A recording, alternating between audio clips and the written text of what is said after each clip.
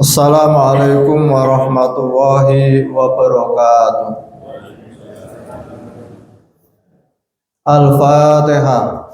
A'udzu billahi minasy syaithanir rajim. Bismillahirrahmanirrahim. Alhamdulillahi rabbil alamin. Arrahmanir rahim. Maliki yaumiddin. Iyyaka na'budu wa iyyaka nasta'in. Ihdinas siratal mustaqim. Siratal ladzina an'amta 'alaihim ghairil maghdubi 'alaihim waladdallin. Amin.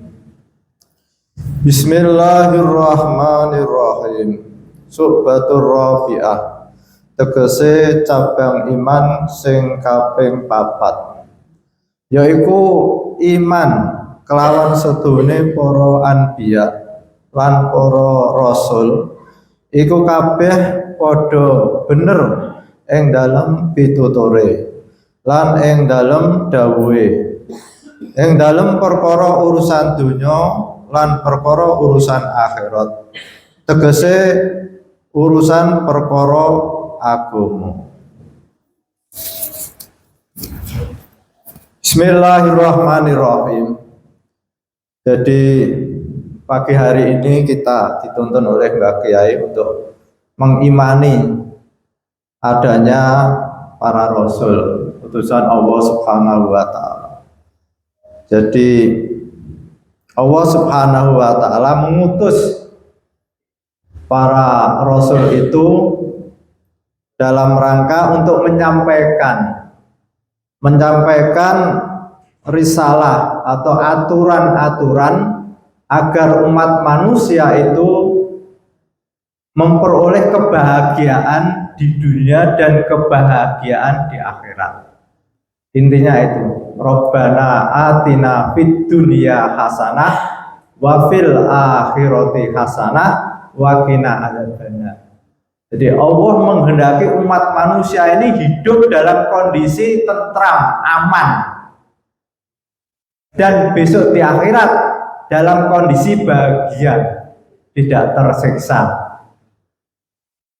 Tapi dengan keterbatasan manusia, keterbatasan akal manusia, manusia itu tidak mampu menciptakan kebahagiaan hidup di dunia, ketentraman, keamanan, kemakmuran di dunia ini, apalagi di akhirat. Kenapa? Karena manusia itu ada musuh. Yang satu adalah musuh dalam dirinya sendiri, yaitu hawa nafsu. Yang kedua, musuh di luar dirinya adalah setan. Hawa nafsu selalu menginginkan manusia itu serakah, egois, menindas, zalim, dan sebagainya. Itu hawa nafsu. Yang kedua, setan. Setan itu musuh kita. Kenapa? Karena setan itu berkan manusia itu hancur dalam kondisi kehidupan dunia, bahkan di akhirat nanti menjadi temannya, yaitu penghuni neraka.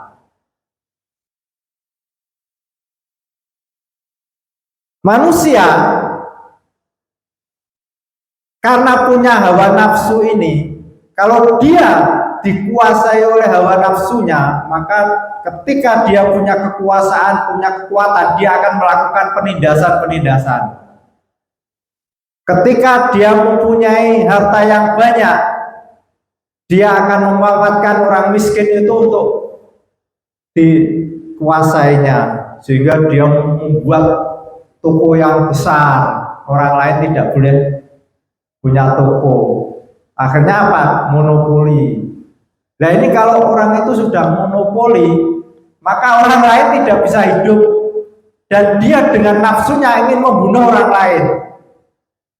Kalau orang itu punya modal besar, katakanlah ada pedagang yang menguasai di pasar toko telur, karena dia punya modal besar, dengan nafsunya dia akan menghancurkan harga yang semurah-murahnya. Akhirnya yang modal kecil tidak bisa mengikuti, mati. Setelah dia monopoli di pasar itu, harga terus diatur dia, sehingga mau enggak dengan harga sekian. Nah, ini menjadi satu kerusakan di dalam tatanan ekonomi. Belum ada hal-hal yang lain. Maka oleh Allah Subhanahu wa Ta'ala dibuatlah aturan-aturan itu yang namanya kitab suci, dalam rangka apa? Menciptakan kehidupan di dunia ini yang bahagia dan kehidupan di akhirat yang bahagia juga. Untuk melaksanakan aturan-aturan itu, menyampaikan risalah kitab suci itu, maka diutuslah seorang rasul dari bangsanya manusia sendiri. Tidak mungkin utusan itu dari malaikat. Kenapa? Karena malaikat tidak punya hawa nafsu. Nah, bagaimana kalau malaikat menjadi rasul lalu memberikan contoh cara makan yang baik, cara masuk ke WC yang baik, malaikat itu tidak makan. Bagaimana cara menghubungi istri dengan baik, malaikat itu tidak punya syahwat. Maka diutuslah dari bangsa manusia itu sendiri sebagai utusan yang namanya rasul. Lalu tugas rasul yang utama itu apa? Yang pertama adalah mengenalkan kepada manusia bahwa alam yang ada ini adalah ada yang menciptakan, yaitu Allah Subhanahu wa Ta'ala. Kalau Allah yang menciptakan alam beserta isinya, maka apapun yang ada di alam ini adalah milik Allah Subhanahu wa Ta'ala. Yang kedua, mengenalkan tentang sifat-sifat kesempurnaan Allah Subhanahu wa Ta'ala. Allah Maha Kuasa, Allah Maha Mengetahui, Allah Maha Melihat. Penglihatan Allah itu beda dengan penglihatan manusia. Penglihatan manusia terbatas. Barang yang jauh manusia tidak bisa melihat. Tetapi penglihatan Allah, semut yang kecil warnanya hitam di tempat yang gelap Allah tahu. Bahkan unek-unek yang ada di dalam hati manusia Allah tahu. Ini bedanya penglihatan manusia dengan penglihatan Allah Subhanahu wa Ta'ala. Pendengaran Allah, Allah Maha mendengar, dan Allah mustahil tidak mendengar, karena kalau Allah itu tuli, maka itu adalah sifat satu kekurangan, dan Allah itu terbebas dari sifat kekurangan. Allah Maha sempurna. Maka pendengarannya Allah itu beda dengan pendengaran manusia.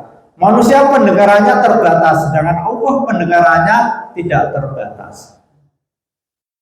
Allah yang memberi rezeki, Allah yang memberikan rasa aman, Allah yang memberikan kesembuhan. Semuanya ini adalah sifat kesempurnaan dari Allah Subhanahu wa Ta'ala.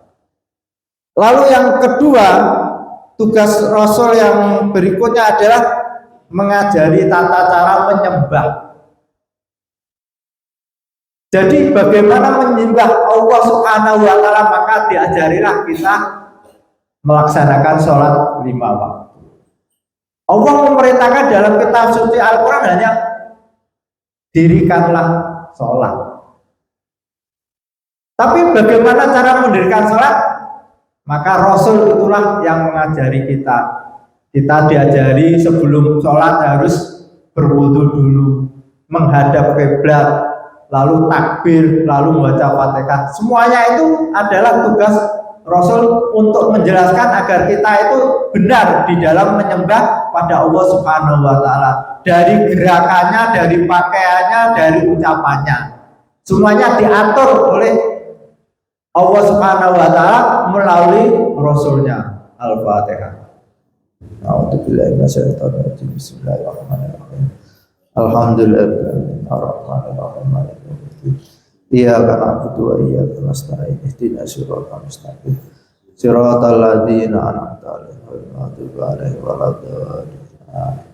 Assalamualaikum warahmatullahi wabarakatuh.